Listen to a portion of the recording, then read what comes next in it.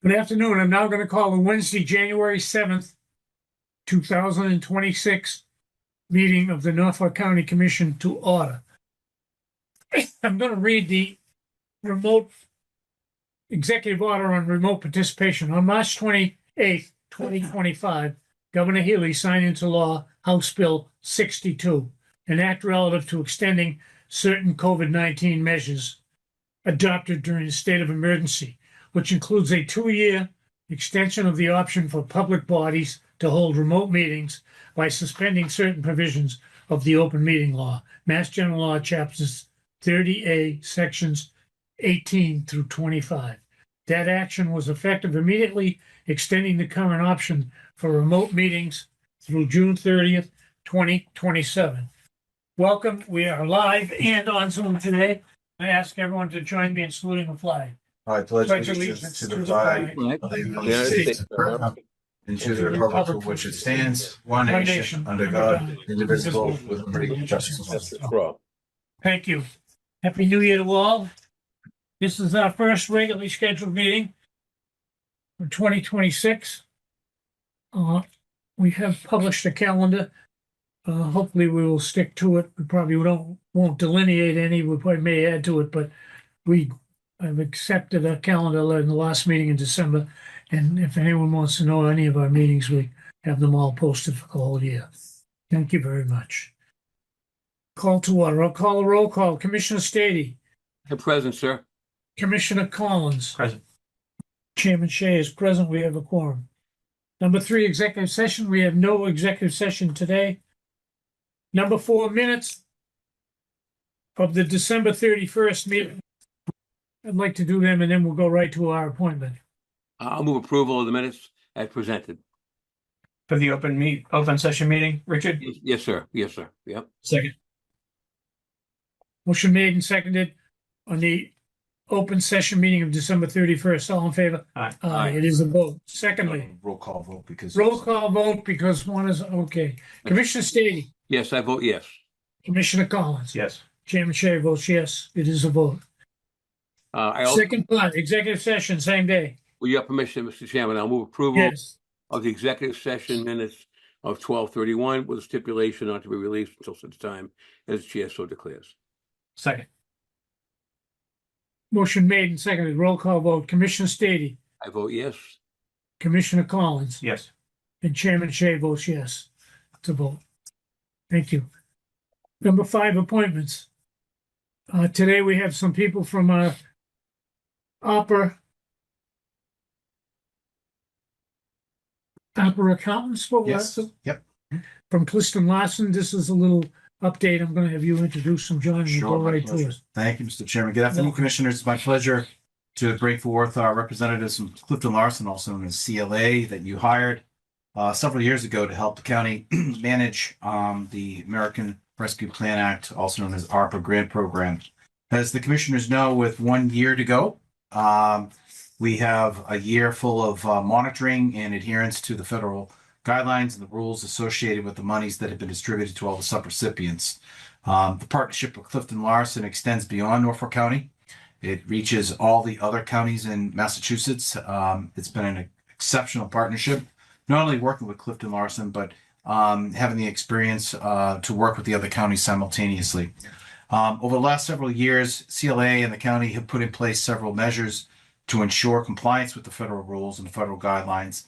As I mentioned, the last phase is really principally around monitoring. Are the recipients, subrecipients doing with the money that they told us they were going to do? What is the status of those projects and so forth? With 1 year to go, I thought it would be appropriate to bring Clifton Larson in, mostly because you haven't seen him in several years, but also to give you an update on how the big picture looks with 12 months to go. Joining us today are Sean McGoldrick and Catherine Pomeroy, two folks that have been exceptional to work with, timely, professional, thorough, always right.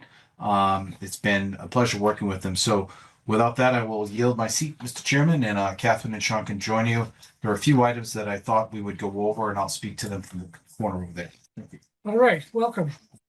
Sean and Catherine, have a seat. Thank you so much. Better. I'll go over there. Thank you all very much for having us today. Okay. sorry, know if I'd be from the podium or whatnot. So that got No, some you're fine. statements You'll prepared. pick everything up. Yeah, Excellent. I'm watching it. Very good. So again, good afternoon, and thank you, commissioners, for allowing us the opportunity to speak today. As John mentioned, my name is Sean McGoldrick from CLA. I'm a principal in our state and local government industry practice, and we focus on client accounting and advisory services. So for the most part, our group solely focuses on Massachusetts municipalities, anywhere from interim roles such as finance director, town accounting, to state reporting, ERP implementations, and obviously grants management. I'm also joined by my teammate, Catherine Pomeroy, who has been instrumental in our overall ARPA grant work. Afternoon, everybody. Good afternoon, Catherine. And before I get into the weeds too, I also just wanted to thank the county for this overall opportunity and really partnership over the past 4+ years, especially John Cronin and Bill Buckley running point and the general management of the grant. Also Bill Galvin on community support, and Joe Diaria and Kylie Mulhern too from the GL standpoint. This overall program would not be the success it is today without everyone's efforts, planning, and eye in the future. So really appreciate the partnership. We do a lot of work, as I mentioned, with other local municipalities too, and sometimes you get in what you get out, right? So if everyone's on the same page and everyone pushing for the same direction, certainly makes life a lot easier and always approach success. So want to give a little bit of background on ARPA in general and where we were in 2021, where we're at now, and then where we're going to be in the future. So just as a background for everyone, even though I know you all know this, back on March 11th, 2021, which seems like an eternity ago, the American Rescue Plan Act was signed into law, providing billions of funding to various states, tribes, territories, and local governments. So specifically for Norfolk County, you were awarded $137 million, roughly. And approximately 5 months later, the county and CLA entered into 2 agreements. One were for a digital component, which was now known as NorfolkCountyARPA.com. And this allowed us to build a custom portal for not only Norfolk County, but the other counties that Mr. Cronin mentioned too. And this allowed us to do application intake, eligibility review, multi-level eligibility review, workflows, reporting, and document retention, which is so important from a internal control standpoint and also from an audit standpoint. Some of those tools and the cost of those tools was shared with the other counties too. So there was a good buying power associated with That is a great point on the digital component. So there was that 4-way split so that Norfolk County didn't eat the entire cost in developing these platforms. Second component was the consulting component, which encompassed application review, general guidance, tracking, reporting, and of course, subrecipient monitoring, as Mr. Cronin mentioned. So, and as a refresh, all your member cities and towns received a percentage of funds allocated by their population, amounting to over $133 million of that $137 million. So the county yourself kept about 3% for administrative costs and general projects for ARPA. Communities have the ability to apply for various ARPA funding under ARPA eligible categories, which were mainly laid out in 6 phases to start, which was water sewer infrastructure, broadband infrastructure, premium pay, addressing negative economic impacts, supporting public health response, and of course, rev loss, which is your traditional government services. I won't get into the additional subcategories added after the fact and then added again after the fact by the federal government, but all in all, after the last update, there were a total of 10 major categories with 126 individual subcategories, all had their own complexities, programmatic data requirements, and support required. So it was quite the lift. And every time I think there was a new interim or final rule, Catherine and I just did an eye roll and said, great, we've got some more reading to do tonight. So I just want to give some background on that, where we currently stand now. So as the years have gone on and once was a heavy application intake and review, has shifted to reporting and has shifted again to monitoring. Overall, during the application stage, which ended effectively 12/31/24, there was a total of 390 applications entered into your portal, which was a staggering amount.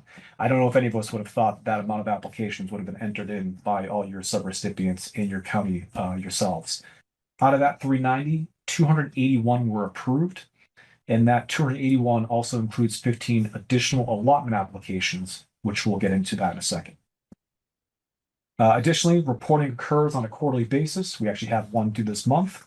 So on a quarterly basis, we take your general ledger information, we tie it out to what's already been approved. We make sure that gets uploaded to the federal portal. All the programmatic data gets in, ticked and tied and submitted with a nice PDF provided after the fact.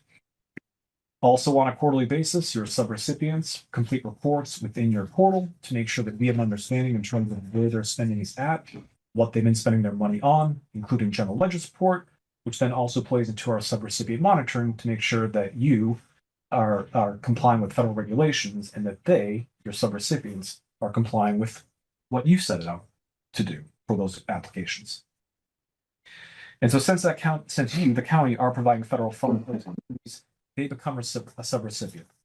And so with that, we need to monitor for compliance, and we also for single audit purposes.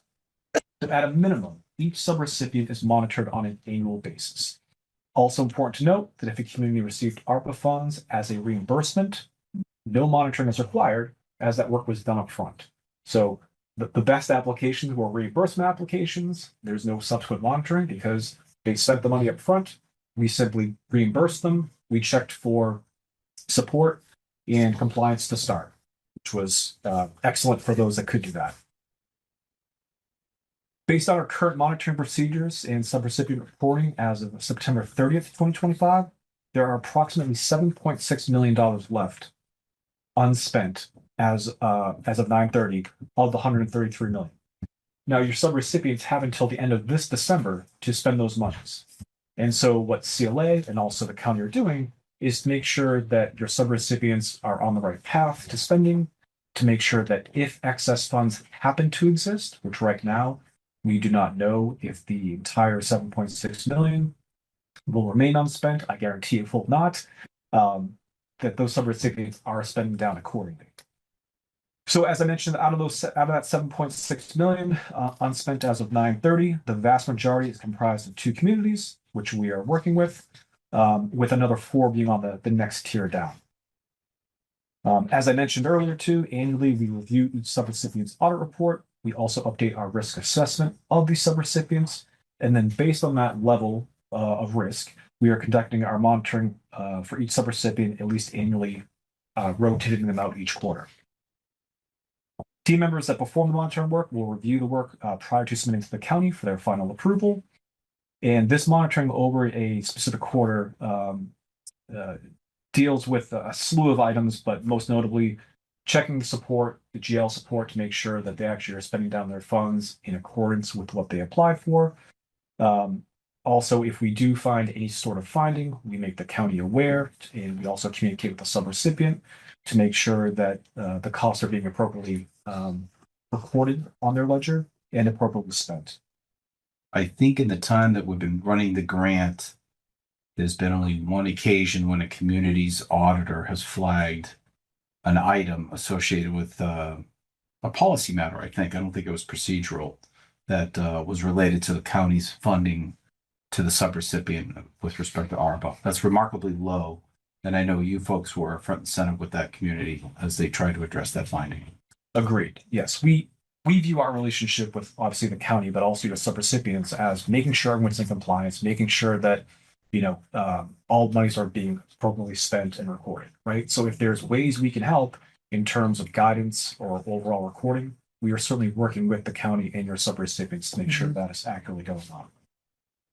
Additionally, we will reach out to any of our subrecipients to inquire about significant changes on their system, on their personnel, and to check in on these statuses to make sure they are fully spent by 12/31/26, which, as John alluded to, is the end game for our ARPA spending for non-administrative costs. Any questions arising from these reviews or the documentation of the responses from the subrecipient are followed up on.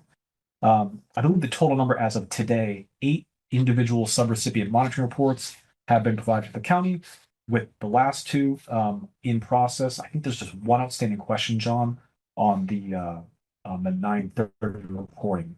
So we're getting really close on that one. Many of the county subrecipients have been able to use their funds for the intended purposes and have been spending their awards down diligently. Based on our observations, the county's funds are being used appropriately and going to good use. Through our monitoring, we have identified projects coming in under budget and have worked with the county and the subrecipients to notify us of those excess funds that are now being transferred back to the county so we can approve and dole out to other appropriate applications that have been approved as of 12/31/24. So in terms of the future, as the ARPA grant starts to wind down, I do believe the county is in great shape to continue to monitor these awards, complete the remaining quarterly reports to the federal government, and close out the grant successfully. The county has a plan in place and forms in place to potentially move surplus funds returned by subrecipients and to comply with federal guidance.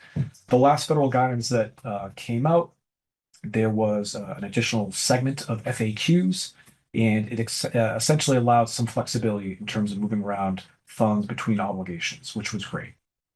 And obviously, as a reminder, our goal is to make sure this grant is 100% spent with nothing going back to the feds prior to 12/31/26, which again is that spending deadline, except for admin costs. So with that, I again want to thank the county for their partnership and finishing strong, which will almost be a 6-year grant by the time we are done with this come the spring of 2027. So with that, anything to add from Catherine and John? Otherwise, I'm happy to take any kind of questions that the group may have. I can Sean, cover- go ahead, Catherine. Oh, I was just gonna say, I think Sean covered everything. Okay. The thing I want to emphasize, commissioners, is that as Sean indicated, the biggest part of monitoring is sort of looking over the shoulder of the subrecipient. So you're doing what you said you were going to do with the money, and prove it. So right now, we've identified about 7.5 million out of the 133 that was sent out that has no proof of being spent. It doesn't mean they won't. They've got Right. nearly 11 months and some change to expend that money. So over the next 11 months, CLA is going to be checking quarterly on how the progress is going with the community's use of those funds. So we don't have an ARPA surplus. That's very clear. The funds have been awarded. It's clear now that as we approach December of 26, the game will be to ensure that they use what was awarded. And if they don't, as Sean indicated, there's a plan in place to come back to the commissioners and discuss whatever that might be. But as of right now, there's no surplus. Correct. Real surplus. No, correct. Right. All money is accounted for and obligated. Thank you. And those people have already submitted, some of the towns have already submitted.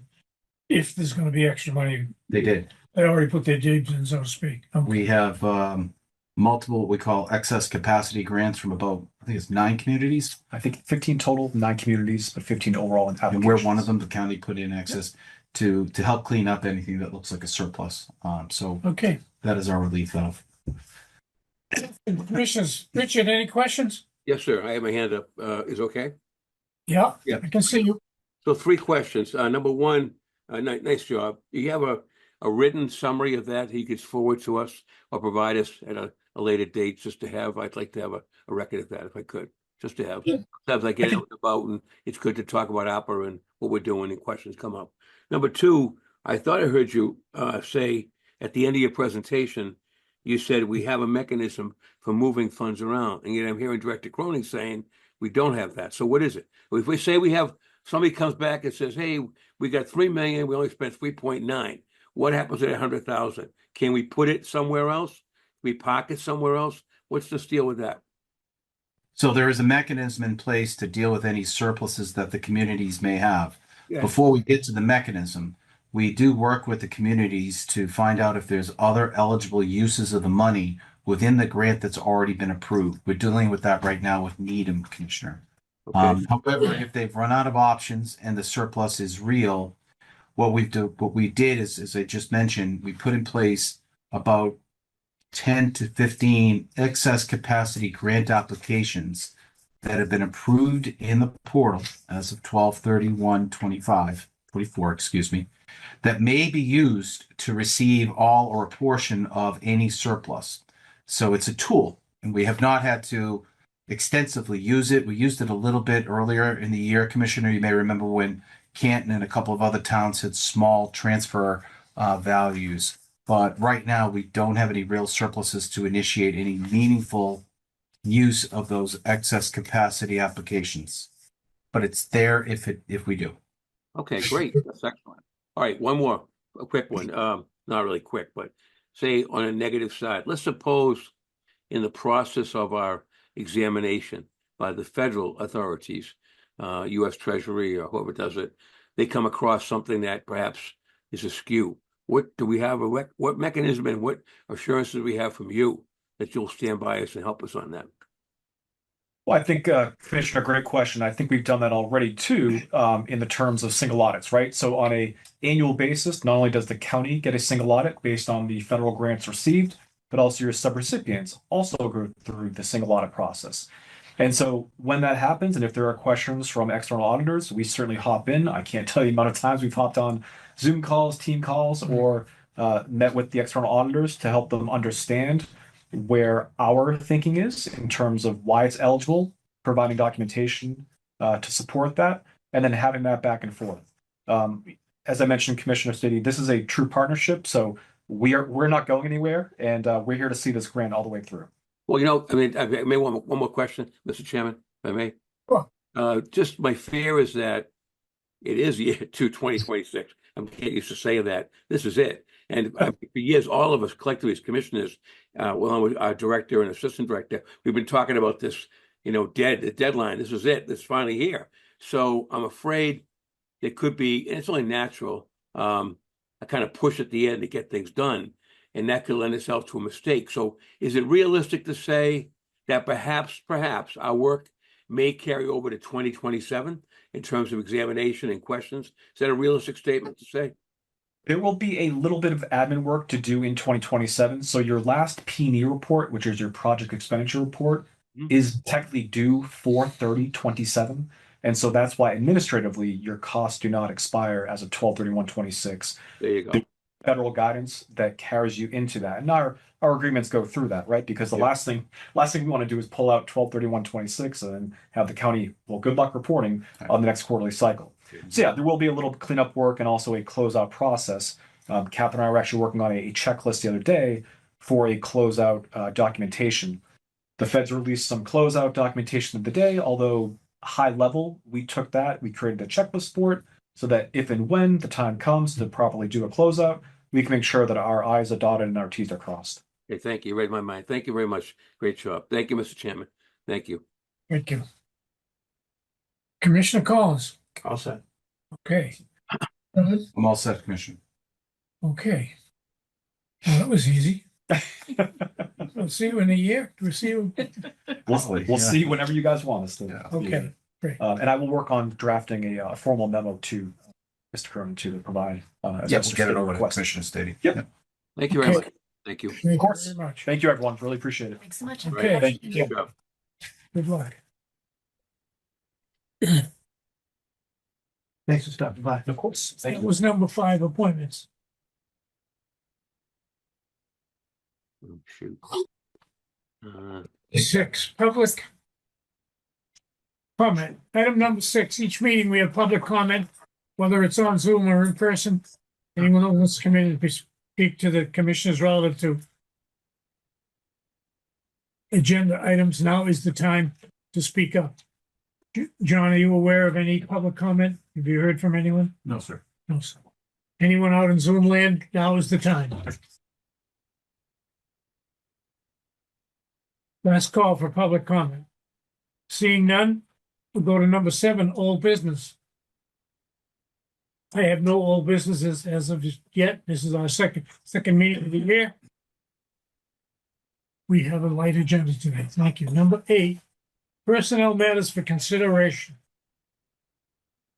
Commissioner Stady. There aren't any personnel matters today. No personnel matters I today? didn't see anything, right? Okay, thank you. Oh, Holiday week. holiday week, we have no personnel matters. We expect some next week. Okay. Thank you. Goodbye, folks. Thank you very much. Number 9, payroll expense warrants for approval. I Richard, don't I have- have those. Do you want me to read them? Peter has them. Commissioners comment. Go ahead, Peter. Thank you. Thank you. Okay, I make a motion to approve on the warrant list 26-26 payroll of the county in the amount of $143,971.82. So moved. I'll second that. Motion made and seconded. All in favor? Roll call. Commissioner Stady. Yes, sir. I vote yes. Commissioner Collins. Yes. Chair Shay votes yes. It is passed. Okay, the next item is 26-25 payroll of the county in the amount of $146,494.81. So moved. Second that. Motion Second. made and seconded. Roll call vote. Commissioner Stady. I vote yes. Commissioner Collins. Yes. And Chairman Shea votes yes, the order is adopted. Next, 26-25 subsection 13 payroll of the school in the amount of $397,315. So moved. Second that? motion made and seconded, payroll of schools. We'll take a roll call vote. Commissioner Stady, I vote yes. Commissioner Collins, Yes. Chairman Shea votes yes, it is adopted. The next warrant is 12-05-26 expense of the county in the amount of $420,885.97. So moved. Second? Motion made and seconded on expense of the county. Roll call vote. Commissioner Stady, I vote yes. Commissioner Collins, Yes. Chairman Shea votes yes. Thank you. And the last item is 26-06 A expense of the school in the amount of $169,873.88. So moved. Second that? Motion made and seconded. Roll call vote. Commissioner Stady, I vote yes. Commissioner Collins, Yes. Chairman Shea votes yes. That concludes the payroll and expense warrants for this week. Thank you very much. Number 10, fiscal year 2027 budget development guidelines and timetables. Director Cronin. Thank you, Chairman Shea. Good afternoon, Commissioners. It is that time of the year as we now begin our efforts to craft the FY27 county budget. This afternoon, I'm proposing the attached budget document guidelines that are in your packet and the associated timelines, which I'll ask Mr. Buckley to bring up quickly. This memo will be delivered to the department heads this afternoon following this meeting. Essentially, it's the same guidelines that we've had for the last several years. It calls for all department budgets to be entered and delivered to the Commissioner's office by Tuesday, February 3rd, 2026. Currently, revenue for FY26 is meeting its benchmark, which is favorable. However, given current economic conditions, I don't envision any significant changes up or down from FY26 level into FY27. We're asking department heads to plan conservatively and to expect an FY27 budget with very limited new growth. Included in the budget development guidelines, as I've done in the past, working with Phil and Tosca, we're giving the department heads specific instructions on which tables to enter the data into IV. That can be found on page 2 of the memo. We're asking all departments to include a 3% cost of living allowance for union and non-union members. This excludes any other relevant numbers that may be forthcoming due to Aggie school collective bargaining agreements and so forth. We ask the Aggie to follow those rules. Excuse me.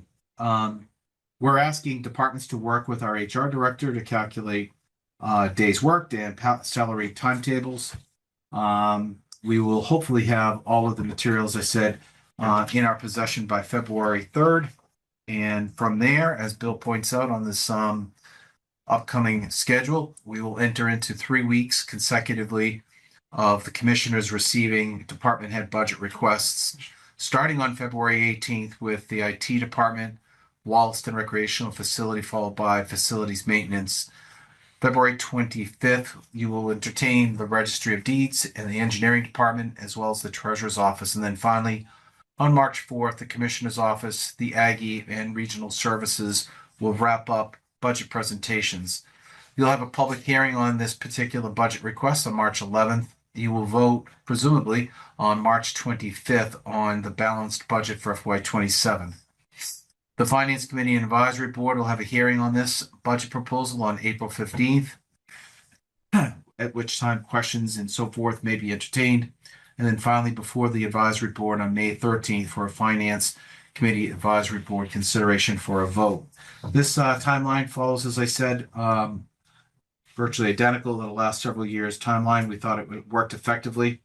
We want to thank in advance the departments and their staff. They put a lot of work into preparing their budget requests. I would ask also that the department heads be mindful that the guideline includes a request to prepare a memo detailing their FY27 budget request, any justification for any increase or decreases, and also to include any capital items that they may require, which will be acted upon in the fall of 2026.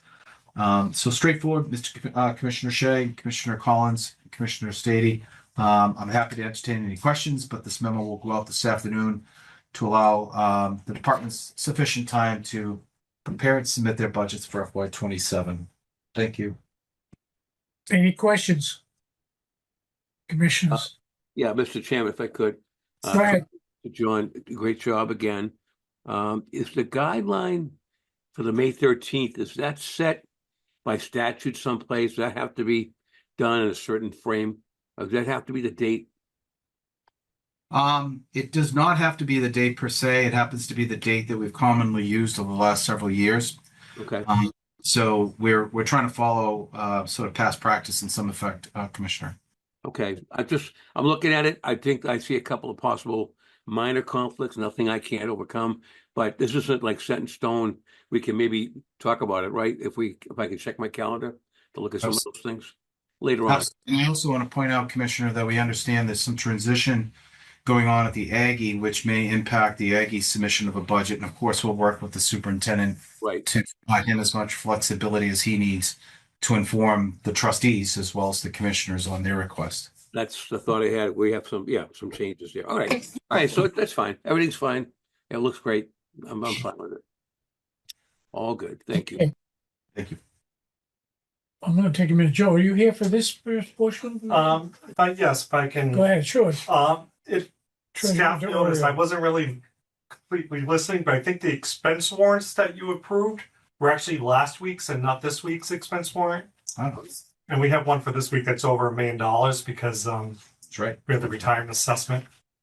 Okay. Hold on a second. Let me grab the updated list. Saved by Joe. Thank you, Joe. And we just want to make sure retirement gets their money. Oh, yes. Thank you. You're welcome. We're in a brief recess while John gets a copy of that. Hmm. Back to payroll expense warrants. We're gonna do them all again to be sure. So, Okay, well, we want to thank the treasurer's office for updating the warrant list for us. Thank you. And the first item is 26-27 payroll of the county in the amount of $144,385.62. So moved. Second, motion made and seconded. We're gonna roll call vote. Commissioner Stady, I vote yes.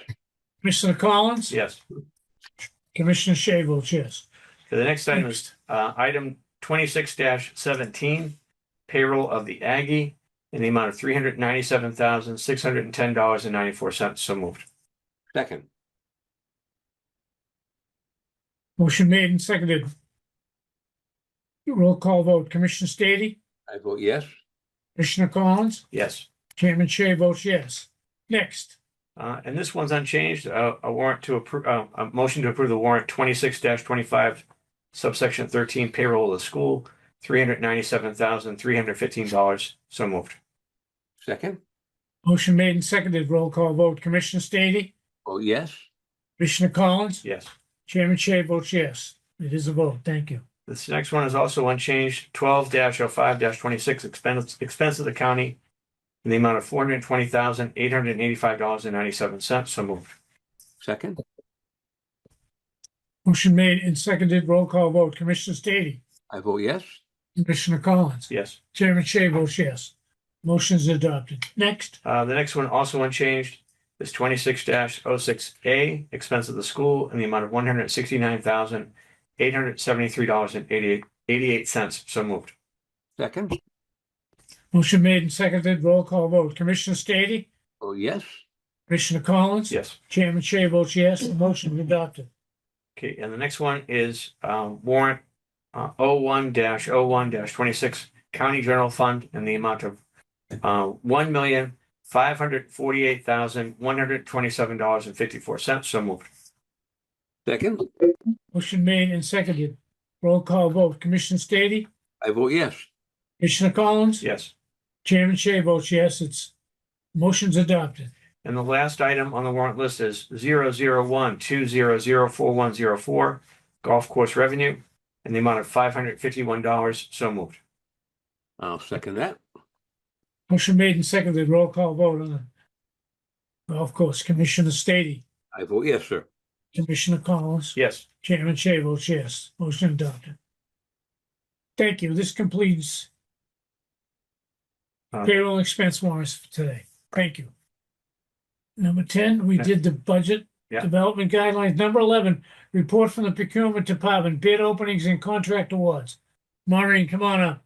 We do have one today. Good afternoon. We have one contract for you to look at. Okay, This was for printing services for the Registry of Deeds for the many special forms that they use on a regular basis. And Printing Unlimited of Holbrook was our logo right. A 3-year contract. per year. So the prices are locked, which is nice. And you recommend us to sign this? Yes, and as did the department. Okay. I make a motion, we move forward with the Printing Unlimited bid. As noted. All right, I'll second that. Motion made and seconded to provide printing services for the Norfolk Registry of Deeds. This is a 3-year contract. Printing Unlimited of Holbrook. Motion made and seconded. All in favor? I vote yes. Roll call. Roll call. Commissioner Stady, yes. Yes, I vote yes. Commissioner Collins. Yes. Yes. And Chair votes yes, it isn't on. Will be adopted, will award this contract to Printing Unlimited of Holbrook. Thank you. Thank you so much. Thank you, Maureen. Thanks, Thank Marty. you. Number 13, report of the county director. I only have one item this week, and I wanted to publicly thank the facility maintenance department over the last couple of weeks. They've done a great job keeping up with the safety and access of all our facilities, including the trial courts. I'll be getting regular updates from the interim facility superintendent, Mr. Chick Cushing. The staff show up early; they get their work in before people report to work. Places look great, and some of that work's been done after hours, obviously, and on weekends. So thank you to facilities as we get underway with the winter. I'm sure there'll be more occasions, but the commissioners should know they do a great job. So I want to thank them publicly. Thank you. Mr. Chairman. Good work. John, if I could, Mr. Chairman, Yes, Commissioner. through the chair, of course. Since we don't have the facility director here, can you check in on what's going on with Quincy? Last time we talked, it was a mess. Remember? I hope that's under control and It's under control. We have some updates from the courts that we're starting to put the offices that were affected by the backup back together. New Okay. carpet is being installed tomorrow, I believe. So the old carpet had to be removed. In terms of the waste, it's going to be managed, Commissioner.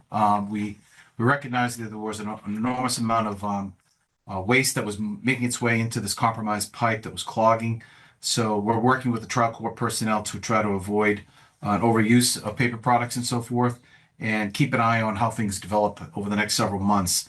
We're going to try to avoid replacing the pipe, which would have been extraordinarily expensive, let alone impactful, because it literally goes down the spine of the building to the outside. So we're going to try to get through the next several months without any of that type of infrastructure repair, but it's simply managing the use of it. okay, thank you. Just checking up on it. Thank you, sir. That's all I have, Mr. Chairman. Number 14, emergency items or topics the chair did not reasonably anticipate would be discussed. I have none. Again, this is our second meeting of the year. We're looking forward to a healthy and productive 2026. Last call. Anything else? I'll take a motion to adjourn. I move we adjourn at 1:49. Second. Motion made and seconded on adjournment. Commissioner Stady.